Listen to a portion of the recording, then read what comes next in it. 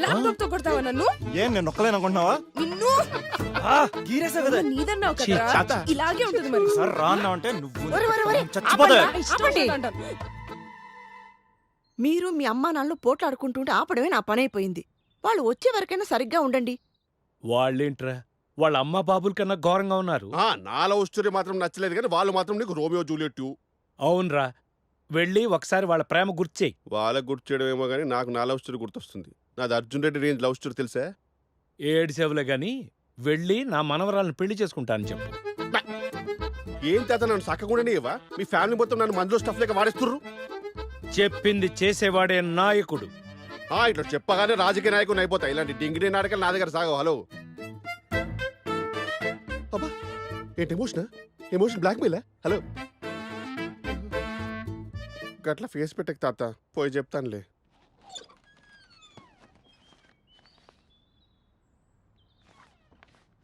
అమ్మో నా ల్యాప్టాప్.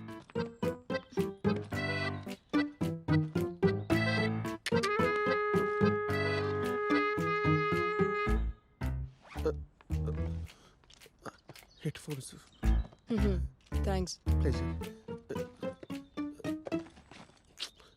ఏంటి? వర్ష చెప్పు. నన్ను పెళ్లి చేసుకుంటావా? సూపర్. అంటే గాడికి నీకు బ్రేక్ పోయింది కదా అని గట్లా చెప్పిన. వెళ్ళి అన్ని చేసుకో. కొట్టకు. పర్లేదు బావ నువ్వు ఆగు. పర్లేదు, అక్కర్లేదు, పర్లేదు. నేను నిన్ను పెళ్లి చేసుకుంటా. ఏ? వెళ్ళి మా నాన్న ఒప్పించు. నీకేమైనా క్రాకా? ఆ? గట్లనా అని. పెళ్లి చేసుకుంటానన్నా నవ్వుతున్నాడు చూ. చెత్త వదవా. బావా బావా ఆగు, తలుపు తీ. తాత, నీ మనవరాడికి ఏమైనా క్రాకా? నన్ను పెళ్లి చేసుకుంటా అంటుంది. ఏంటి నిన్న? నన్నే. ఇక వాళ్ళ మధ్యలో నేనుంటే ఇక నాకు జింతాత్తే. రేయ్ ఆగరా. ఈరోజు చచ్చా నా చేతిలో. ఏంటి ఏం చేయాలరా వీళ్ళని? నేనెవరిని పెళ్లి చేసుకుంటే నీకెందుకు? నిజమే, నాకెందుకు? నీకు ఆడే కరెక్టే, ఆడనే పెళ్లి చేసుకో. ఆ నీలాంటి ఎదవలు మోసం చేస్తే ఇలాగే చెయ్యాలి మరి. ఎప్పుడే నిన్ను మోసం చేసింది? నువ్వేగా అన్నావు నా ఫ్యూచర్ కనిపిస్తుంది. తర్వాత జస్ట్ మన ఇద్దరం బావమర్దల్లా ఉందామంటావా? అప్పుడు ఎన్ని మాటలు అన్నావే. నువ్వు అనలేదారా నన్ను మాటలు? నువ్వంటే నేను అంటానే. ఓహో అవునా? మొన్న మా డాడీ వాళ్ళు అడిగితే మన పెళ్లి గురించి అప్పుడేమన్నా? ఆ ముందు రోజు మా అమ్మ నాన్న నన్ను కూర్చోబెట్టి నిన్ను పెళ్లి చేసుకుంటే ఆ మిల్లు వస్తుంది, నీ లైఫ్ హ్యాపీగా ఉంటుందంటే ఆ విషయం నచ్చక నువ్వు అన్నా. అవన్నీ తెలియ గేదెలు రే ఏదే గీతే అన్నావు అంటే. అవునరా, మా నాన్నమ్మ అమ్మతో మిల్లు గురించి చెప్తూ ఉంటే విన్నాను. వాళ్ళు మనకి పెళ్లి చేసేది ఆస్తి కోసం, మన కోసం కాదు.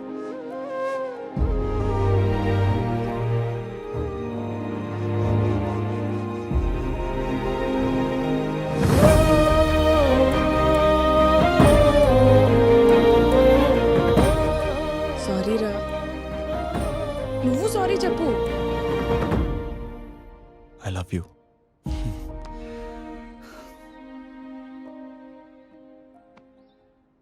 వాతావరణం ఏంటి ఇంత సైలెంట్ గా ఉంది? అవును తాత, అసలు ఇట్లా ఉండకూడదే. కొంపేసి ఒక్కరొకరు పొడుచుకొని చచ్చిపోయారా ఏంది? సూతం రా తాత.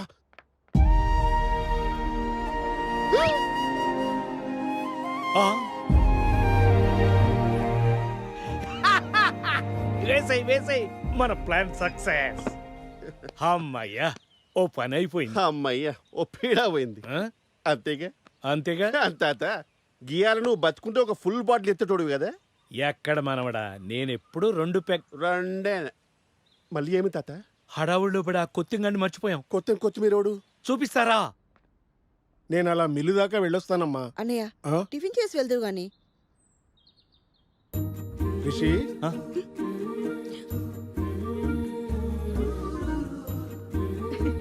ఇందాకటి వరకు పోట్లాడుకుంటూనే ఉన్నారన్నయ్య. మీ ఇద్దరిని ఇలా చూస్తే మా రాజుగాడు ఎంత సంతోషించేవాడో. తాతయ్య మా పెళ్లి చేయండి అని అడిగి మీరెంతవరకు తీసుకున్నారో నాకు తెలియదు గాని ఎలాగైనా మీ పెళ్లి చెయ్యాలి అని ఆడు తన చివరి కోరికగా తీసుకున్నాడు.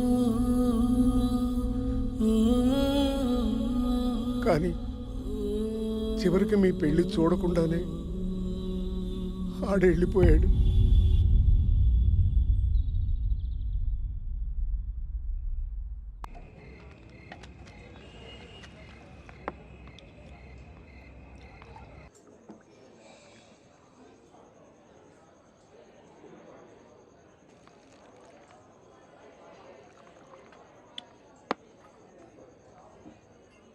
అలా చూస్తారండి అయ్యగారు.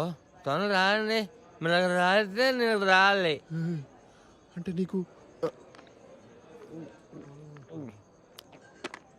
రాజుగారు పోయినప్పటి నుంచి ఈడు ఇదే తంతండి. ముందు గ్లాస్ ఎడతాడు, తాగమంటాడు, దాన్ని మళ్ళీ ఈడే తాగేస్తాడు. ఎలా రేయ్ ఇక్కడ కూర్చొని మందాయి చెడిపోతే ఆనందంగా ఉంటాడా మీ అయ్యగారు? లేకపోతే అక్కడ 11 రోజు బాగేస్తే ఆనందంగా ఉంటాడా? అయ్యగారు లేని ఇంటికి నేను రాలేనండి.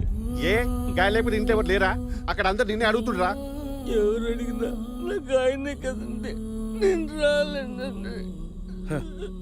పిల్లల్ని బాగు చేసుకునే పనులు కొడుకు లాంటి నిన్ను మర్చిపోయానురా. నన్ను క్షమించరా కొత్తం. ఏంద్రా నువ్వు? ఆయన నేను కొడుకు లెక్క ఫీల్ అవుతుంటే నువ్వు గిడ కూర్చొని మంద అవుతుంది వేస్ట్ ఫెలో. మీది ఊరు కాదండి, మీరు మాట్లాడేది నాకు అర్థం కాదు. ముచ్చట ఇంటికి వెళ్ళి చూసుకుందాం రా. నువ్వు పారా, నువ్వు పా, నువ్వు దా. తాత హెల్ప్ చేయి, నువ్వు చేయలేవు కదా. అంతా బాగా జరిగింది అత్తయ్య.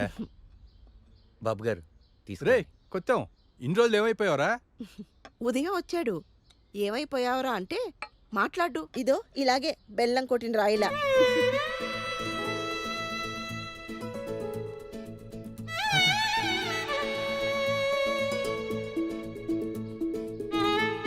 ఏం చక్కగా ఉన్నారు కదా నాన్నగారి ఫోటోతో కదా. పెళ్లి కొప్పుకుంటే బాగుండు. వీళ్ళంతా మిమ్మల్ని ఇద్దరిని చూసి మీరు పెళ్లి కొప్పుకుంటే బాగుండేది అంటున్నారు. అదేదో కాస్త ఆలోచించవచ్చు కదా. మాకిష్టమే. మళ్ళా కొత్త ముచ్చట బెటర్ కదా. మేము ఒప్పుకుంటుంది మీ గురించి కాదు, తాత గురించి.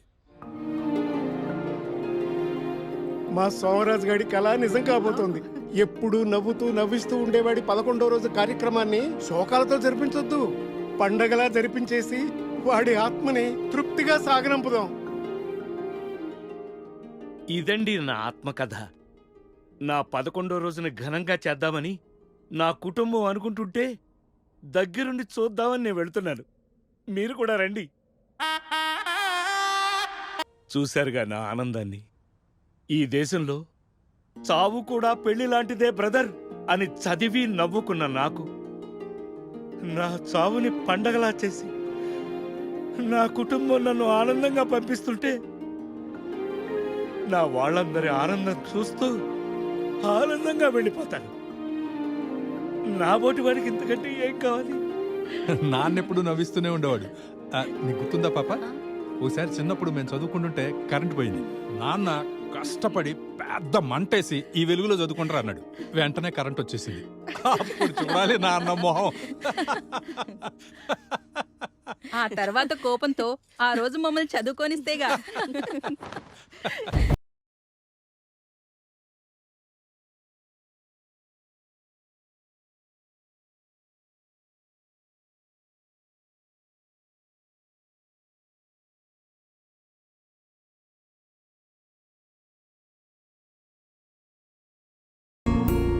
ఏం జరిగింది బావగారు? మీ అయ్యేం చేసిండో తెలుసా? చూడు. నేను నా పిల్లలకి ఇచ్చిన వాటితో సంతోషంగా ఉన్నారని మనస్ఫూర్తిగా భావిస్తూ ఈ నిర్ణయం తీసుకుంటున్నాను. నేనుగా మొదలైన రైస్ మిల్ మనదిగా ఇంత దూరం వచ్చింది అంటే ఇది ఎన్నో చేతి పిడికెళ్ల కష్టమని, వాళ్ళు కూడా నా కుటుంబమని భావిస్తూ నా పిల్లలు మనవళ్లతో పాటు ఇంత దూరం ప్రయాణించిన మిల్లు కార్మికులను కలిపి అందరికీ మిల్లు మీద సమానమైన హక్కులిస్తున్నాను. ముఖ్యంగా అందరూ వాటాదారులే తప్ప ఎవరికీ అమ్ముకునే హక్కు లేదని తెలియచేస్తున్నాను. ఈ నిర్ణయాన్ని పూర్తి ఆరోగ్యంతో మనస్ఫూర్తిగా నా స్వహస్తాలతో రాస్తున్న వీలునామా. చివరిగా ఏంటినేం చేసిండో తెలుసా? ఈ ఇల్లు వాడికంట, మనమంతా బేవర్స్ కాడమంట. నేనలా రాయలేదు. అంటే ఇంట్లో వాడు ఉంటాడట, పండగలకి పబ్బాలకి మనం ఇక్కడికి వచ్చి సంతోషంగా ఉండి తినిపోవాలన్నట. అసలు విషయం ఏంటో మన లాయర్ గారిని అడుగుదాం. ఇదంతా ఆ లాయర్ గాడే చెప్పిండు. ఎవరన్నా బుర్ర రాసే పెన్ను మీద పెట్టి రాస్తారు. ఈ ముసలాయన రాత్రి తాగిన దెక్క ఏదో రాసిండు బావా. అసలు ముందు మీరేం చేశారో చెప్పండి. మంచిగా చెప్పాల్సిన విషయంలో అందరికి ఎక్కించకండి. నువ్వు ఉండమ్మా, నీకేమీ తెలీదు. మేమే రిషి వర్షాల ఫ్యూచర్ కోసం మిల్లుని చూసుకునే తీరికలేక అమ్మేద్దామని.